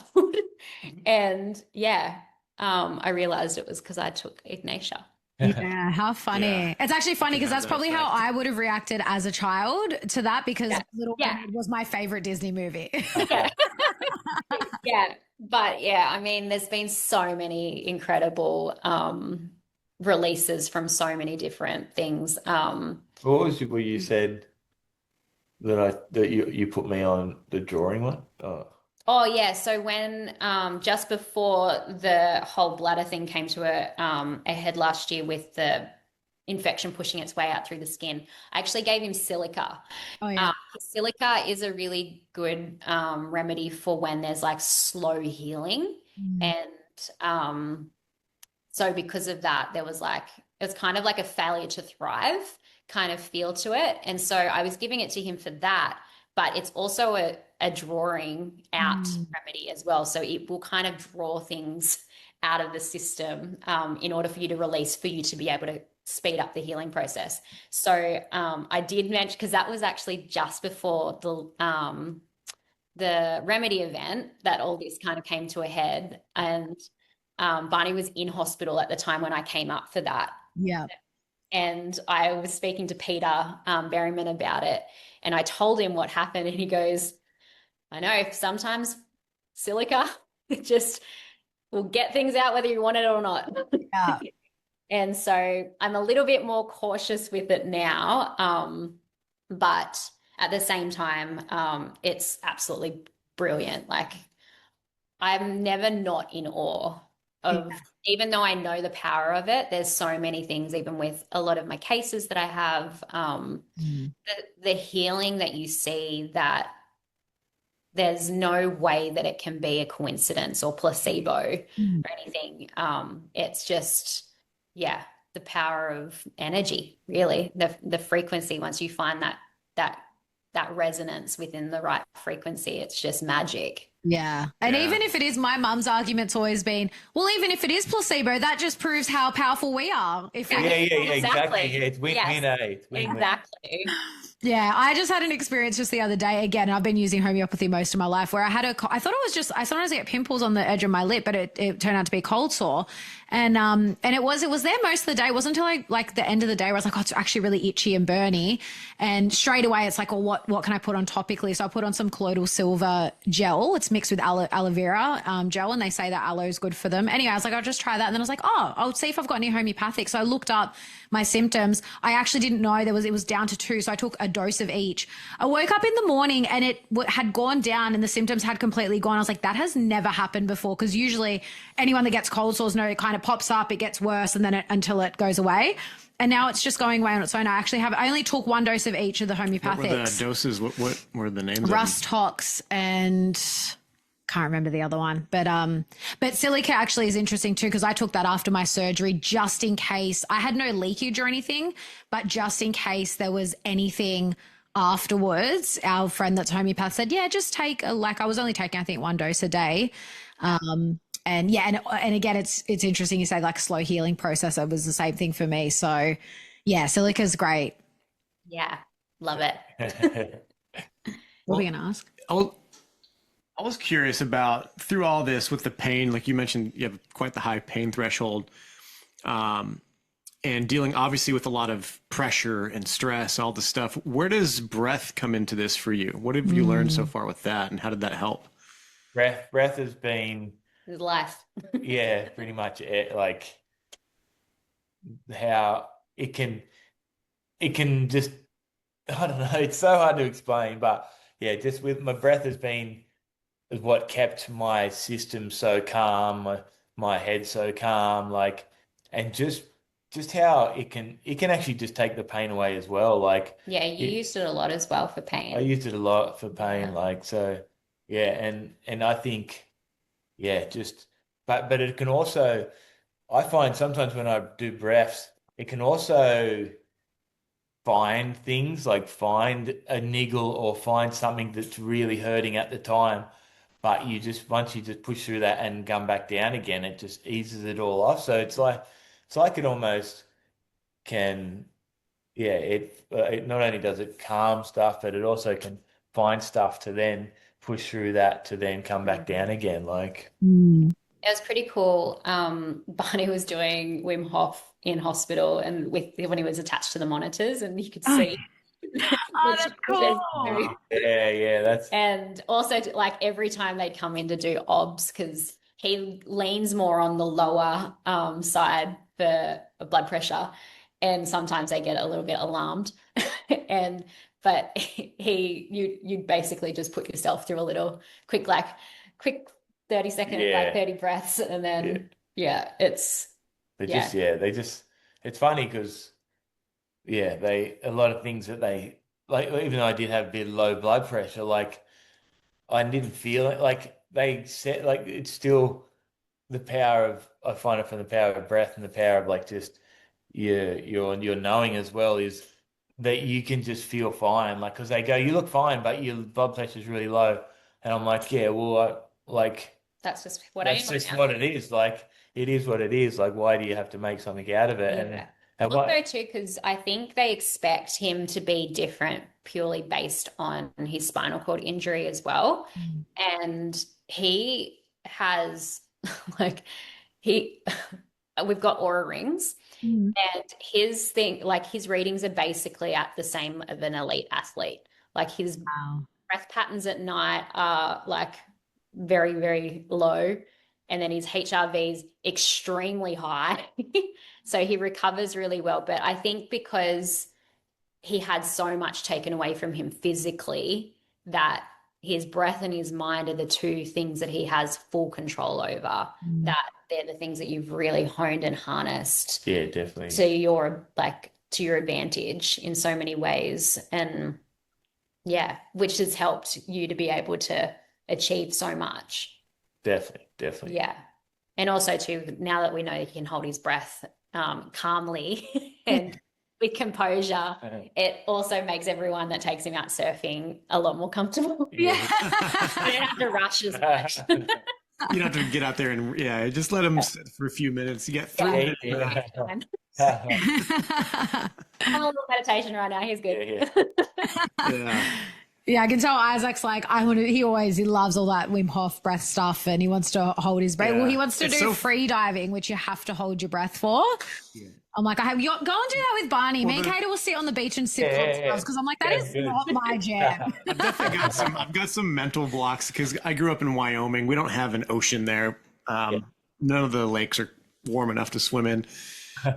And I even just on Brunswick Heads on the river, gone swimming out there. And as soon as I can't see the shore or the beach anymore, my brain just goes, get to shore. So I'm like, I just need to like baby step into that and just breathe and just like overcome that fear. But heck, if you could do it and you're doing surfing and all, it's like, dude, if Barney could do it, I need to get over my fears and just like. Yeah, the coolest thing about it too is that when Barney first had his accident, he was put on a ventilator. So they actually tubed him and they said he'd be on a ventilator for the rest of his life because his lungs collapsed. Wow. And so he had to learn to breathe again. So I think even that part of the story is so cool because it would have been the most, like, I think about it. We've told this story so many times, but I think about it going, that must have been so scary and so suffocatingly like, so even that, when you think of like the level of his mindset going, most people would just give up and be like, this is it. It's too hard. Yeah. And he only had chances to do it once a day. They wouldn't give him, like, if he freaked out and they needed to turn it back on, they would say, no, you can't try again till tomorrow. Right. And yeah, do you want to tell that story? Because it's really cool. Oh, yeah, okay. Yeah, so what they said, yeah, they said, well, we can cap it off and then, but like, yeah, and then, but they said if you, like, you're not going to be able to breathe without it. So I'm like, okay. So then they were like, so they cap it off and then literally, but that first feeling, like, I felt like I was suffocated. Like I have, like, they were just like I lasted like not even a second. Like it's that whole freak out like that you go through when you first do that. So I freak out and then they're like, okay, bang, and they had to put it back in. I'm like, damn it. Like now I've got to wait another 24 hours. And so then the next day I was like, did it and it was like 40 seconds and I'm like, oh, this is incredible. I can breathe, stuff like that. And I'm like, oh, hold on a minute. No, I can't breathe. Put it back on. Like, so then, all right, next day. Then it got to 2 minutes. And then after that, it got to 40 minutes. And then it was just such a, that whole coming in and out, like you're like, oh, I'm doing so good. And then I'm like, but hold on, I'm not supposed to be able to breathe. Like, oh shit, okay, all right, I've got to put the thing back on. So then it was 40 minutes, and then it went to 2 hours. And then from 2 hours, it actually went to 5 days. And Wow. they go, all right, you've got 2 days. If you can do it for 2 more days, we'll take it out. And I'm like, oh man, that's a long time. And I was like almost like freaking out, going, oh no, like, and this was my last chance. Like they said, we're not gonna, if you don't do this, like now we gotta put it back and it's got to stay in. And I'm like, far out. Okay, so literally that 2 days was such a test, like in like within, like I was just like, I have to do this, like and so once I got to 7 days, they took it out, and it was like far out, like that's such a crazy feat, like that was the first time that I had been told that I couldn't do something that besides being a kid when your mum tells you you can't do something, so you do it anyway. But like in a medical like thing, like when they tell you, and then just that, so that was just a whole part of the how confident I am in that whole knowing process now. But yeah, it was funny because they put it in and they took it out. Oh, sorry, they took it out and then they just put literally. I had a hole in my neck and they just put a Band-Aid over it, and I'm like, okay, sweet, like. And then they go, all right, you can talk now. And I'm like, because for that whole 3 weeks, I couldn't talk like at all, like through because of the tracheotomy was there, Yeah. and they didn't have a thing. So then literally after 3 weeks, they were like, okay, you can talk now. And I'm like, and they're like, no, you can talk. And I'm like, oh yeah, I can too. Like, so it was just like, that was just a whole another thing. But my voice was super, super, super, super soft and like. Like that was one thing that sort of got me into the breath work was to be able to get my like lung capacity back up to be able to have a conversation. Yeah, because I couldn't. Yeah. Talk. I would be afraid coming out of that the first time I'm talking. It's like, Yeah. what if my voice is permanently really high? Maybe my big. Yeah, I was like, I don't want to be that. I'll be that guy. But yeah, so Yeah, it's so great. But even like, I know for myself, and you probably experienced it even when you first go for those breath holds, and it really is a mental game of going, you go through that mental chatter of like, oh no, I'm doing this. No, I need to breathe. Okay, no, if I don't breathe, like what will happen? Will I just automatically start breathing again? Like you go through these, you're going, am I breathing now? I can't tell if I'm breathing or not. It's such, do I need to breathe? I don't need to breathe. I've been such going for 3 minutes. Like, I don't need to breathe ever again. Oh, Yeah. hold on, yes, I do. How incredible. Like I can only imagine like how liberating that must feel. I mean, we all have those experiences when we push ourselves to do something that we never thought we could do, but especially in that situation that like almost feels like life and death kind of thing. Like, am I going to have to have this on for the rest of my life to be able to breathe or not? And that actually brings me to like, when did you get back on a surfboard? After, like, where in your journey did you decide I'm going to go back out in the surf? Yeah, it was actually 5 years after I'd done it. Like it was another one of those things like I wanted to surf, but I just didn't know how I was going to surf and I didn't, and I was in my way with sort of just life and just thought I'd left that surfing behind me again. And then just after 5 years, a mate just said, like, let's just get you in the water and stuff. And I'd been swimming I'd been swimming in a pool for a couple of years before that. And they're just like, well, let's get you to surf. And that was like like that was another scary thing. Like it was, I didn't, I was scared of the ocean. Like I was like, I don't, because I actually had to go back, sorry, to circle back. But in the pool, I actually had a very scary moment in the pool. Just swimming in a hydrotherapy. I was swimming because I used to swim around and stuff, and then I dove down and I came up. Like this was after my accident. I was swimming and I went to come up and I took in a mouthful of water, and then literally my body just went limp, and I couldn't move, couldn't roll, and literally my friend was only a meter away from me, but he just thought I was just sort of just relaxing in the water, and so he didn't realize that. I started not being able to breathe. I couldn't move my body. Like it was and like then things started, like the bubbles started going really like bright. So it's almost like I was going towards that white light. And then literally, luckily, like after a while, my friend thought something was up and flipped me over and he said, right, and I just sort of came to and he goes, you were like blue, like, so, Yeah. and that scared me. So I was like, being in a pool, like I've done that, and like now I've got to get in the ocean where it's crazy. Yeah. So that was like another big thing I had to get through. First, it was mates riding the board with me and stuff, and then being without the board, being by myself, and being without crew, and getting pushed onto a wave, and then but as your confidence comes back, obviously you just do it, and then. I used to surf without a buoyancy vest. Like I only wear a buoyancy vest now is just to make everyone else feel good. Like, I can't believe I surf for after getting back on the board and just feeling that exhilaration again and the feeling that's just like no other. It's yeah, it was yeah. I now wear a vest just. So his first like proper surf back was at Pipe in Hawaii. Oh yeah, no, Hawaii. Wow. It's the heaviest wave in the whole world. And you got towed out with a jet ski. It was a small day, Yeah, but still. Day, but just even It's just still feeling power. that raw power of just yeah, it's just not like it's such a crazy feel, like a feeling that you feel like it's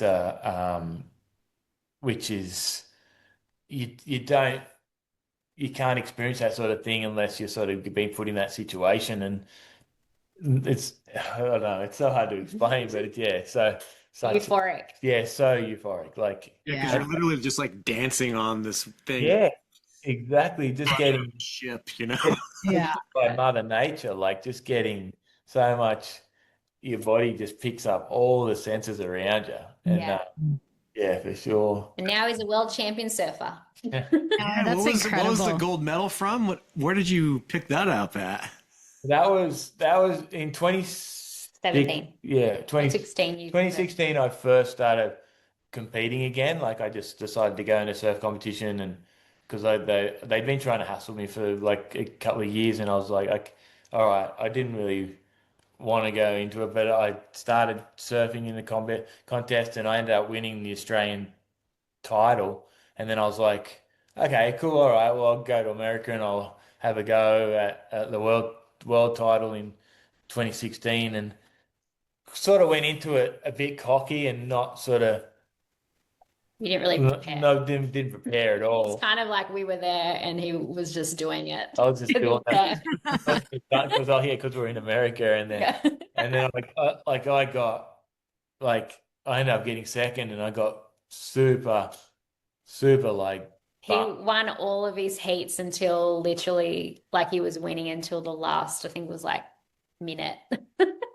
yeah, and ended up yeah. losing, And I just got, I can't think of the word, but I just yeah, just, and that was sort of, that was incredible though. Like, Yeah. And I said, you got a silver medal for Australia. That's amazing. He's like, it's not gold. First loser. It's like Ricky Bobby. If you're not first, you're last. Yeah. And, Fuck, Barney, what were you doing? yeah, exactly.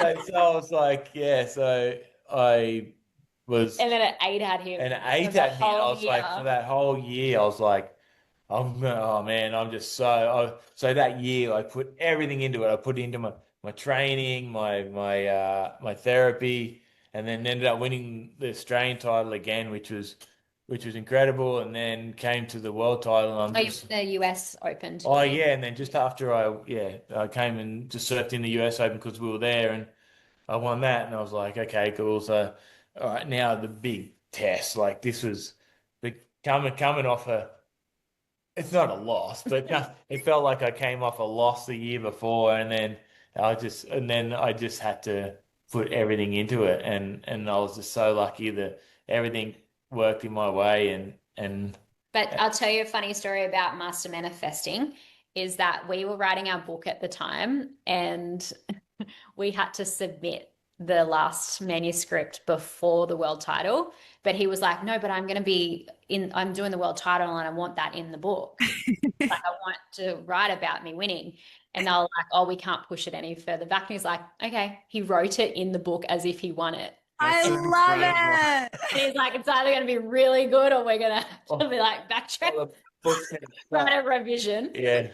Love that. Way That's to call the shot. yeah, that's it. incredible. Yeah, and the determination of you. Like, have you guys looked into human design at all? Because Yes. Well, we've had our human design done just on the booklet thing, but we haven't actually done anything with. I would love to read for you guys. Because Barney, I would be very surprised if you don't have a defined will center. It's a manifesting generator. Yeah. And I'm just a generator. Yeah. But Just a regular old generator. Has he got, if you can see his chart, has he got the smallest center in the chart? Does he have that colored in? It's kind of off to the right a little bit on next to the middle right section. No, where? When we're That's the will center. It's all about willpower. And that's like, they say with the will center, when you've got it defined, you've kind of got to be careful it doesn't override everything else. It's the strongest center, and it governs like willpower, like motivation, determination. And Is that okay? So it's oh no, hang on. Sorry. He's a manifester. oh, yep, I definitely see that. Oh, it's probably that energy too, even if he doesn't have the will center. Because And that's, it says strategy, initiate, and inform. yep. nice. Inner authority is wait for clarity. Signature peace, not self-theme anger. Definition collaborative, and profile 4-6. Authority, wait for clarity. I don't know what. Normally the authority is based on the. Well, for a manifestor, we don't really come across too many manifestors, though. So. Yeah, but authority is like you just like emotional, or there is an ego authority, which is related to the will center. But even if you don't Might be wrong. even if you sounds don't right. have a defined will center, that's kind of like the manifestor energy. That's why your strategy is to like initiate and inform others, because the manifestor energy, it's the auras, like they say it's a repelling aura. Not that it repels people necessarily, but it's all about putting things out into the world. So initiating and doing. And I always think of that energy like those what are those earth movers that have the drill on the front and they're just like plowing through the manifestor energy. So if you don't inform others of what you're about to do, it can be quite jarring. And that's definitely, I can say that when you're just like, That's fully you. yeah, I'm doing The this. whole thing is you're like, if I speak it out and I say it, then that's the first step. Yeah. And you're kind of like, if I put it out there, I have to make it happen. Yeah, that's manifestor energy for sure. Even when it came to like when we were first getting really serious, I really wanted to get engaged, and he was like, settle down. And I was pestering him, and he was like, I'm not proposing to you until I can get down on one knee. And I was like, all right, well, like, let's get training for that then. I love it. But the thing is, I was at every single training session. So, of course, he wasn't going to practice it in front of me. So I expect it. And anyway, he got down on one knee and proposed, which was amazing. And then the next thing was, I was so excited. He's like, no, but we're not getting married until we can have our first dance. Oh, And I was like, oh my God. I love it. Well, if anyone can do it, Barney can do it. So Yeah. And so, yeah, we were able to do that. But yeah, we trained really hard. But also, too, because we were filming our documentary at the time as well. And it was based on the whole lead up from our engagement all the way to the wedding of him training for us to share our first dance together. oh, beautiful. He, yeah, basically put it out there. But then a good friend of ours, Mick Fanning, he was doing the interview for it. And he goes, oh, it's going to be so good to see him standing at the altar. And Barney's like, that wasn't even my goal, but now that he said it, now it's my goal. Like, now I have to do it. Mick said it. Oh, I love it. That's so good. What's the name of the documentary again for people? Sorry? The what? Sorry? What's the name of your documentary again for people? Oh, it's called You and Me. You and Me. And you can find that at youandmecollective.com.au. You can get it on Vimeo. I think you can also get it on iTunes for everyone around the world. It's on Amazon too. And on Amazon. And then our book's called The Essence of You and Me as well. So you can buy that at any bookstore. Buy that and then learn how to manifest. Because it really is. It's like a roadmap, and you figured it out organically just by living life and not succumbing to life. Yeah. And I'm super pumped. I'm feeling super motivated just hearing that, because I'm like, yes, because I know this stuff's real, and I love that people can hear it from somebody that's not like I like Joe Dispenza, but he's a bit kind of, I don't know, he's kind of going off and becoming a wizard or something. But you're just like a regular dude that just likes doing stuff. Well, and a lot of go to one of his events actually just before everything kind of like it hit the fan. Oh yeah. So I feel like that was like a good boost of like, okay, ready to get into the next step. Yeah, But yeah. A lot of the stuff you're doing is kind of the stuff that Joe Dispenza teaches, and like how he healed himself. It's basically like it's like because I got into Joe Dispenza for a while, like 10 years ago, and like I've got one of his books and read it, and it's great. And I think it's definitely a lot to learn, but I don't get too caught up in because I don't know if I fully believe in like the quantum like it's a way of explaining things, but is it true? Probably not. But yeah, it's just like, but what he talks about, it's visualization, it's intention, it's belief, like all of these things are so important. And it's like, as long as you've got that down pat, you can do, anything, as you guys have done. But before we wrap up, I really also want to ask how your trip went traveling through Europe. Cause I know I was like kind of following a little bit on Instagram and your stories. And I know that you kind of made a point to sort of, almost like inform people of like what your experience was like traveling with, in a wheelchair and like all these things that you, all these like special requirements that you need while you're traveling. So how was the overall experience with that? I'm sure, was there some negative and positive throughout the trip? it was actually mostly all positive. Yeah. I mean, even the things that didn't really work out ended up being positive. So we only had one experience where we rocked up at our accommodation. It was in Salzburg in Austria. And we just had a full day with the Red Bull, what are they called? Flying Bulls. And so we went up in the helicopter with one of the pilots, and it was the most incredible experience. And so we'd come back, we were on a high from that. It was about 5:30 in the afternoon, and we'd get to our accommodation. First of all, the navigating to get into it, the hotel was inside a non-driving, like a restricted driving zone. So you needed a code to get in, and you're basically driving through a piazza that is covered in people and restaurants. Oh, wow. That's why as a kitchen, like the smallest. Your rear vision mirror is like hitting people's back, like in restaurants on each side, And so we're like driving through really slow, going, I'm like, sorry, I think I'm going the right way, I don't know. Anyway, we pull up and I look and I'm like, oh, maybe just call them, because there was a big flight of stairs. And I'm like, just call them and see like where the entrance is, like for you to get in. And so he called, and I was like, I'll just start like grabbing some stuff. Anyway, he calls them and he's like, just wondering like where the accessible entrance is. And they're like, oh yeah, like just come up the stairs and then we've got an elevator and it's fully accessible. And he's like, no, but where's the, like, is there a way to get in around the stairs? And she's like, no, you come up to the stairs. He goes, but it says on your thing that you're wheelchair accessible. She goes, yeah, we have a lift.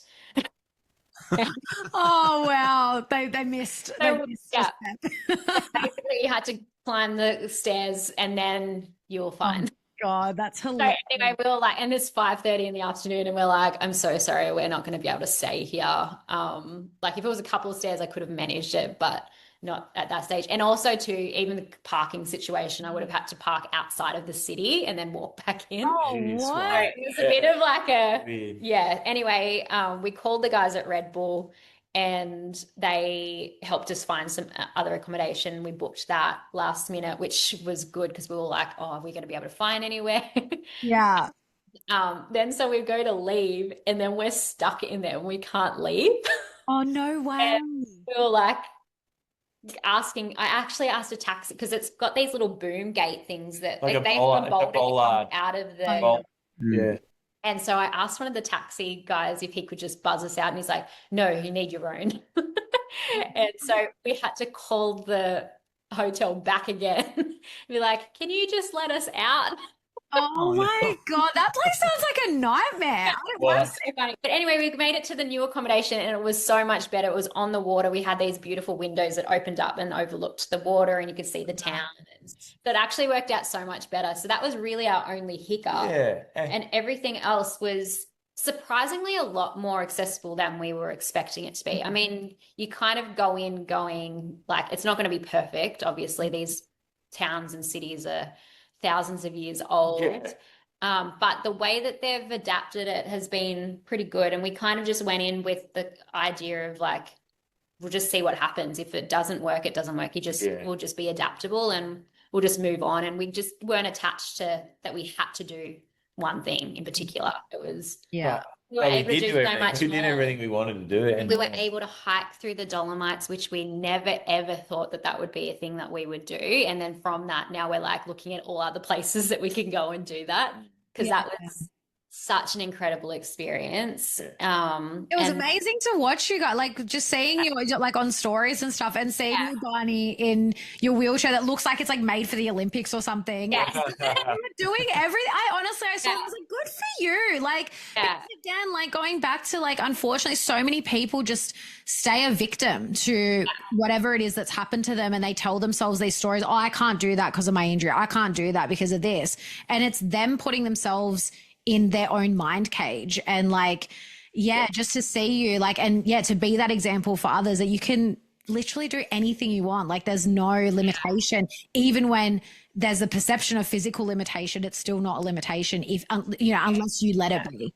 Yeah, no, it was so cool. Just like even road tripping, we road tripped from Munich to Rome and that was such a cool experience of just being able to just pop in where we wanted to go and because it was obviously they was talking about overcoming mind stuff and that as well. Because man, like it was going, my head was spinning but the way we got through it is we relived and rewrote the book all over. I mean, rewrote the story all over again. So when we went to Brisbane, we stayed at the exact same hotel. The exact we dropped the car off at the same place, went to there, got the exact same flight time. So it was like we stayed at the hotel. I was like, oh, awesome, okay, hotel ticked off. Okay, I can rewrite that. That's all right. Went to the airport to go before, and then you had to cancel and go back. So you went back through and just rewrote that story. I love that. That's awesome. And that's actually what we did for basically that whole last chapter of you being back at the hospital. The room he got put in was the first room that he ever got put in. No way. Yeah, so the same thing, he had a few of the same procedures and we were like, oh, once we found out he was going to have them again, the ones where they go in through the kidney. But thankfully that time they were able to give him morphine prior to it. And then, basically like we went through and rewrote every single thing. That was hard, Yeah, and it's done. Yeah. It's all been replaced with great memory. Yeah, exactly. Love it. That's so awesome. Honestly, I've loved this conversation. It's so inspiring, and I know so many other people will listen to this and just love it. Before you let everyone, let everyone know where they can find you. You already mentioned the website, but also Harmonic Folk and the festival coming up. We're going to be there. Can't wait to see you guys. Yes, I'm so excited to have you guys. It's a dream come true. I basically floated the idea by Mel that I was looking for somewhere to be able to perform my music in a wholesome way, and combine all my loves from doing homeopathy and health coaching, and just wanted to combine all those worlds together and just bring people in to have like good conversations and give back to the communities that support this life basically. And so we're really excited for the first event on November 8th in the Sunshine Coast, and then we'll see how this goes. But I've already got a lot of people reaching out, offering their farms as well for another venue. So awesome. It's going to be exciting. Yeah, that's amazing. For sure. We're excited for that for sure. Yeah, can't wait. And I mean, you went to Living Free Festival last year, and we've just got the second one again this year. And these events are such an incredible hub for like-minded individuals to come together and connect in person. In this world that we live in, everything's online, and it's amazing. It's great that we can have these conversations and do the podcast like this, but it's just a different energy when people come together and you're sharing like this amazing music and when people are speaking and educating, and it's just a whole different vibe. So I'm super pumped. And I mean, the Sunny Coast is such a beautiful spot as well.